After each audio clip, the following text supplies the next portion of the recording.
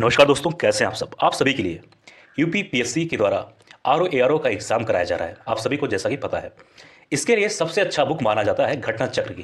दोस्तों, यह घटना चक्र हर एग्जाम के लिए इंपॉर्टेंट है। पीसीएस, यूपीपीसीएस, किसी भी state PCS, UPSC, RO ARO, हर एग्जाम के लिए। तो दोस्तों, हमारा एक छोटा सा कोशिश है कि आरओ एआरओ एग्जाम के लिए आप सभी के लिए घटना चक्र का इंपॉर्टेंट से इंपॉर्टेंट क्वेश्चन लाया जाए। तो दोस्तों, इसी सिलसिले में ये छोटा सा सीरीज आप सभी के लिए। दोस्तों, इस वीडियो को जरूर अपने दोस्तों के साथ शेयर करना और खुद भी इसका लाभ उठाना। जय हिंद। स्वागत है आप सभी का नालंदा यूनिवर्स 77 पर। कैसे हैं आप सब। आज हम बात करने वाले हैं मध्यकालीन इतिहास के बारे में, यानी कि मिडावल हिस्ट्री के बारे में। और आप सभी को पता है कि इस वक्त हम सभी लोग इस चैनल पर घटना चक्र यानी पूर्वालोकन का प्रैक्टिस सेट कर रहे हैं, जो कि आरओ एआरओ एग्जाम के लिए है। और आप सभी को पता होना चाहिए कि घटना चक्र कितनी इंपॉर्टेंट बुक होती है आरओ एआरओ पीसीएस एग्जाम के लिए, खासतौर पर यूपी पीसीएस के लिए। और यूपी पीएससी के द्वारा ही एग्जाम, ये आरओ एआरओ एग्जाम कराया जा रहा है।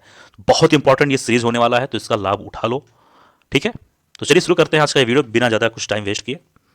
प्रश्न नंबर 1 है, इसमें पूछा जा रहा है, देखना हर जितने भी मैं सवाल पढ़ाऊं कराऊं, मैं इस पे ज़्यादा कुछ नहीं लिख सकता, लेकिन हाँ, मैं जितने भी शब्द बोलूं उस चीज़ पर आप सभी लोग गौर करना। ठीक है, पहला सवाल है, निम्न में से कौन जिंदा पीर के नाम से जाना जाता था। अब इस शब्द पे आपको ध्यान देना चाहिए। जिंदा पीर ये आखिर है क्या। इसका सही उत्तर होगा ऑप्शन नंबर सी, यानी कि औरंगजेब को। अब थोड़ा जानकारी ले लो। औरंगजेब जो कुछ भी दूसरों पर लागू करना चाहता था, उसका वह स्वयं पर अभ्यास करता था। यानी कि अगर जो कुछ भी दूसरों पर लागू करता, पहले वो खुद पर एक बार अभ्यास करके देखता था कि ये कैसा है। इसी कारण उसके जो समकालीन थे, उसके समकालीन उसे शाही दरवेश समझते थे, तथा मुसलमान उसे जिंदा पीर के रूप में मानते थे।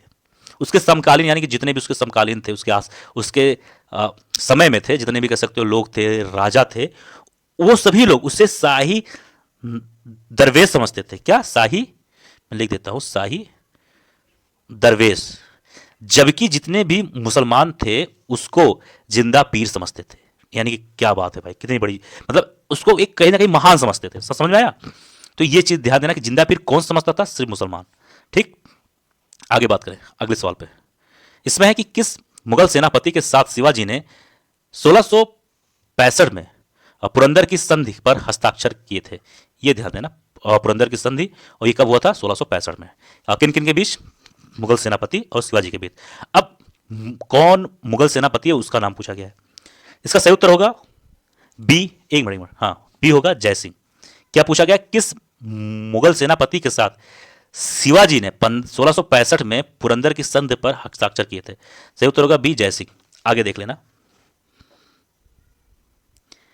1665 के आरंभ में औरंगजेब ने राजा जय सिंह के नेतृत्व में विशाल सेना शिवाजी का दमन करने के लिए भेजा।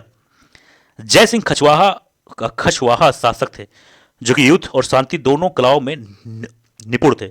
वह चतुर एवं साथ ही साथ कूटनीतिज्ञ भी थे, और उन्होंने समझ लिया कि बीजापुर को जीतने के लिए शिवाजी से मित्रता करना आवश्यक है।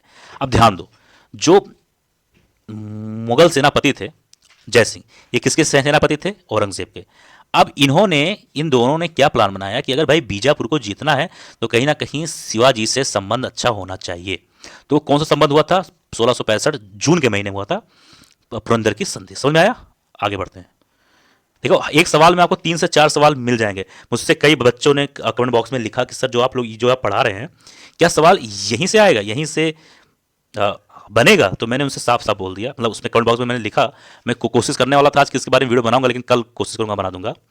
कि यार देखो, जितना मैं पढ़ा रहा हूं ना, सवाल हमेशा एग्जैक्टली कभी नहीं पूछा जाता है कि 2021 में जो सवाल आया 2022-23 में ही वही आएगा, ऐसा नहीं होता है। उससे संबंधित पूछा जाता है। ठीक है, तो ये चीज होता है। जैसे मैं अगर समझाना चाहूं आपको, तो एक मिनट को मैं समझा रहा हूं कि जैसे ये है चौराहा, ठीक, और ये आप हो। अब 2021 में आप इस चौराहे पे ऐसे गए, तो ये नहीं होगा कि 2023 में आपको ऐसे ही जाना है। जाना तो यही है, लेकिन इस चीज को बस रास्ता बदल दिया गया। यानी कि सवाल वही रहेगा, लेकिन थोड़ा पूछे जाने का तरीका अलग रहेगा। तो जब आप उस सवाल से संबंधित 6-7 पॉइंट जानोगे ना, तो कभी भी किसी भी एग्जाम में कुछ भी पूछा जाएगा तो आप आसानी से उसके बारे में बता सकते हो। समझ में आया। आगे आओ, चलो बात करेंगे अगले सवाल के बारे में। खैर, सवाल तो यही है। One minute. दिल्ली के लाल किले में मोती मस्जिद का निर्माण किया था। ये किसने किया। सही उत्तर होगा डी, औरंगजेब ने। अब थोड़ा सा जानकारी ले लो। दिल्ली के लाल किले के अंदर औरंगजेब ने संगमरमर की एक मस्जिद, जो कि मोती मस्जिद का निर्माण करवाया। क्योंकि सुनो, क्योंकि शाहजहां ने अपनी योजना के अनुसार किले के अंदर मस्जिद का निर्माण न करवाकर किले के बाहर जामा मस्जिद का निर्माण करवाया था। लेकिन औरंगजेब ने किले के अंदर मस्जिद की आवश्यकता का अनुभव कर मोती मस्जिद का निर्माण करवाया। कि देखो, समझ में आया कि शाहजहां को ऐसा नहीं लगा कि मतलब लाल किले के अंदर भी मस्जिद बनवाया जाए, उसने बाहर बनवा दिया। और जो औरंगजेब उसको लगा कि नहीं, अंदर भी बनवाना चाहिए, कुछ आवश्यकता लगा तो उसने मोती मस्जिद किसने बनवाया? औरंगजेब ने। ठीक है, आगे बात करें। और किससे बना? संगमरमर से था, ये भी ध्यान देना। इनमें से किससे शाहजहां ने शाह बुलंद इकबाल की पदवी दी थी? शाह बुलंद इकबाल की पदवी, ध्यान देना, शाह बुलंद इकबाल की पदवी। ये पदवी किसने दी? शाहजहां ने। और किसको दी ये मालूम करना है आपको। तो इसका सही उत्तर होगा ए, यानी कि दारा शिको। दारा शिको को शाह बुलंद इकबाल की पदवी मिली थी और ये शाहजहां ने दिया था। थोड़ा सा जानकारी ले लो अगर आप लोग।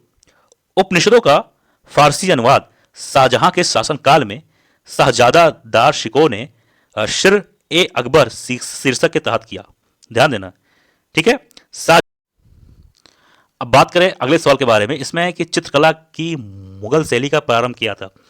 तो इसका सही उत्तर होगा ऑप्शन नंबर बी, यानी कि हुमायूं ने। ठीक है, ठीक समझ में आया। चित्रकला के क्षेत्र में मुगल शैली का प्रारंभ हुमायूं ने ही किया था, यानी कि मुगल चित्रकला की नींव हुमायूं के शासनकाल में ही पड़ा। समझ में आया। आगे बात करते हैं। बाबरनामा का अंग्रेजी अनुवाद किसने किया? अच्छा सवाल है। इसका सही उत्तर होगा ए, यानी कि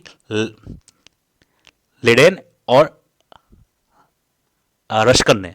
लेडेन और रशकन ने बाबरनामा का अंग्रेजी अनुवाद किया। अब थोड़ा सा जानकारी ले ही लो आप लोग।